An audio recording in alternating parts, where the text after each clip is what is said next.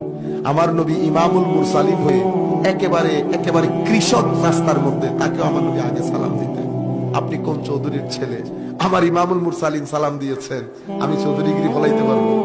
এক ব্যক্তি জান্নাতের মধ্যে ঘুরছে, আমার নবী মেয়েরাজ, আমার নবী হযরত জিবরিলকে বললেন, জিবরিল এ আবার কোন চৌধুরীর ছেলে? আমি আমার ভাষায় আপনাদেরকে বোঝানোর জন্য বলছি, আমার নবী বলেন নাই চৌধুরীর ছেলে। তো কারণ ঘোরাফেরা করছে, তো আমার নবী বলছে, লাকাত রাআইতু রাজুলান ইয়াতাকাল্লাবু ফিল জান্নাহ ফি শাজারাতিন কাতাআহা মিন যাহারিত তানিম। ঘোরাফেরা করছে, জিবরিলকে বলছে, মাশাআল্লাহ, এই তো যে অবস্থায় ঘোরাফেরা করছে, ফুল প্রটোকল। কি ঘটনা?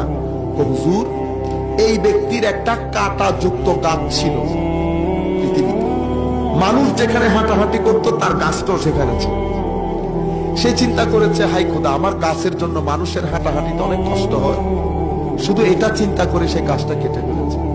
শুধু এই কাজের জন্য আল্লাহ তাকে জান্নাত দিয়ে দিয়েছে। মানুষকে দাম দেওয়া অনেক গুরুত্বের।